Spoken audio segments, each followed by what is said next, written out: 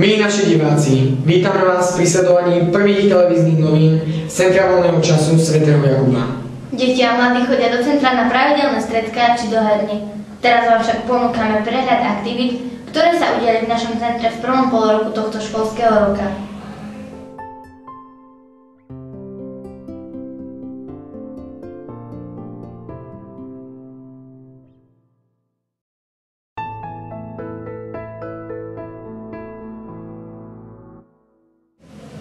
Počas celého mesiaca október prichádzali deti do farského kostola svätého Jakuba.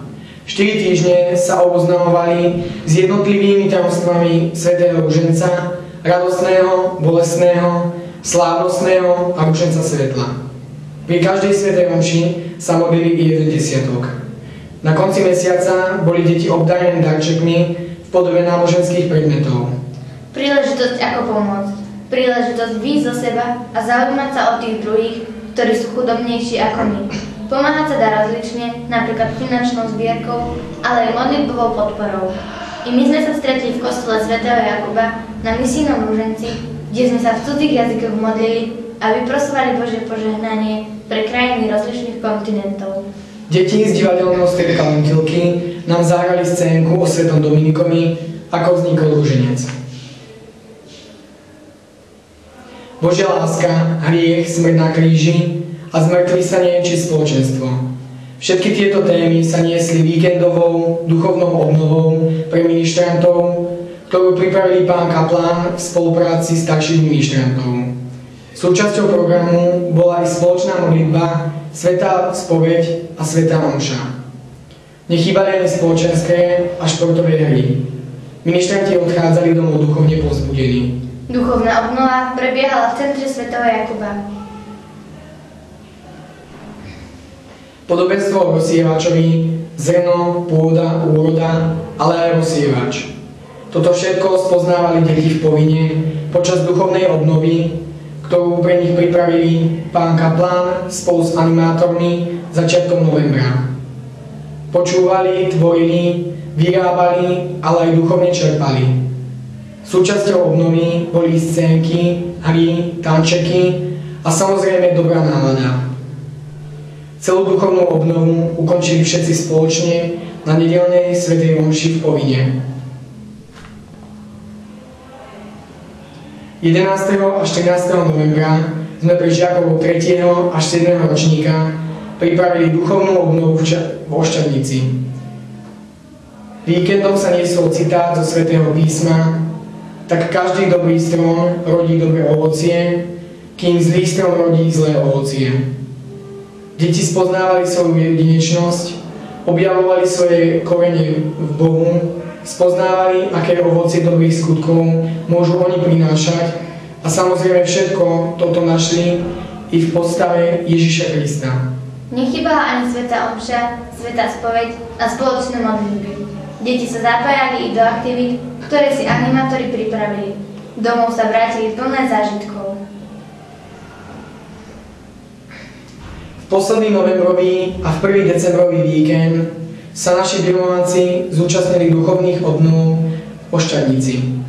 Chýba ti Božia láska? Spoznal si, že si hriešný? Ježiš ťa zachráni. Ako kráčať s Ježišom životom a Duch Svätý v mojom živote?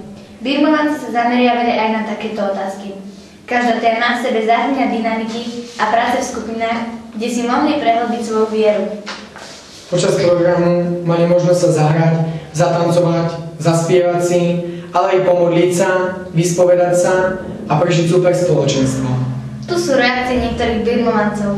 Na obnovu som sa vôbec netešila, ale nakoniec ma to prekvapilo, páčilo sa mi to viac, než som čakala. Sú tu ľudia, ktorí vedia úžasne rozprávať a prehovoriť iným do duše, takže som zo pár vecí pochopila. Páčilo sa mi tu, ako sme si spievali. Dalo mi to naozaj veľa a konečne som bola sama sebou. Len tu v tejto spoločnosti sa nepotrebujem pretvarovať a všetci ma berú takú, aká som. Som veľmi šťastná, že som tu mohla byť, pretože tieto dni mi naozaj veľa dali. Začala som hlbšie rozmýšľať o svojej viere, o svojom živote. Každá prednáška bola veľmi zaujímavá a náučná a vyrilo sa mi to do srdca aj do hlavy. Prvýkrát som začala nad sebou premýšľať. Najviac som si užila svätú omšu a spoveď v takom domácom prostredí. Táto obnova bola pre mňa neuveriteľným zážitkom. Predtým som chodila do kostola, tak povediať zo zvyku. Ale teraz som si uvedomila, že v kostole je niekto super, ktorý ma tam čaká. Ako iste viete, v našom centre podporujeme rozvoj športových talentov. A tak sme sa rozhodli zorganizovať turnaje rôzneho druhu. Dňa 20.10.2011 sa stretli fanúšikovia pingpongu, aby si zmerali sily vo vzájomných súbojov. Nuž, výherca mohol byť iba jeden. Nechýbal smiech, humor a dobrá nálada. Všetci súťažiaci boli odmenení. Vyvrcholením turnaja bolo premietanie filmu Vzoprieť sa obrom. Ďalšie sobotné popoludnie sa konal v centre aj galčetový turnaj. Opäť bolo veselo. Naplňavé zápasy a súboje, ktoré sledovali zvedaví spolusúperi.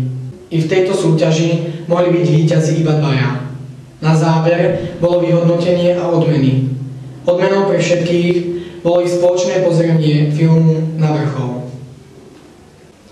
Roraty. Toto slovo určite hovorí viac našim starým rodičom.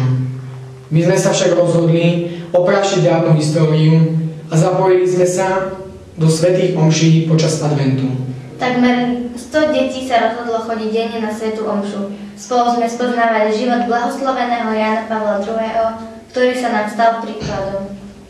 Obdiv patrí aj tým deťom, ktorí sa rozhodli chodiť na sväté omše aj ráno o 6:30. Potom mali raňajky vo farskej reštaurácii a hurá do školičky. Odmenou pre všetkých bol určite dobrý pocit na srdci, že sme sa naučili premáhať. Počas vianočných prázdnin mali deti v centre každý deň pripravený program, kde mohli tráviť svoj voľný čas. Aktivity jednotlivých dní boli zamerané na kreslenie, športové a zábavné hry, erkotance, ale aj turnaje v hre Človeče, Nehnevaj sa a šach. Mali príležitosť zmerať si svoje sily a tí najlepší boli i odmenení. Nechýbal ani rozprávkový a filmový deň. Deťom sa vianočný program páčil. Počas Vianoc nechýbala ani jasličková pobožnosť. Divadelné stredko Lentilky opäť zaujímavo pripravilo scénku o narodení Ježiška. Naše deti a mladí sa zapojili aj do koledovania dobrej noviny. Všetkým darcom ďakujeme, že podporili chudobné deti v Južnom Sudáne. V našom centre sa stretávajú aj mamičky s deťmi každý útorok o 10:00. Pozývame vás na ich stretnutia, ktoré sú vždy veľmi pestré. Toľko z našich aktivít. Ďakujeme všetkým animátorom, deťom a mladým, že môžeme spolu tvoriť jednu veľkú Božiu rodinu. Ďakujeme vám za pozornosť a tešíme sa na ďalšie správy. Pre Farské štúdio Tixet, Jakub a Emka.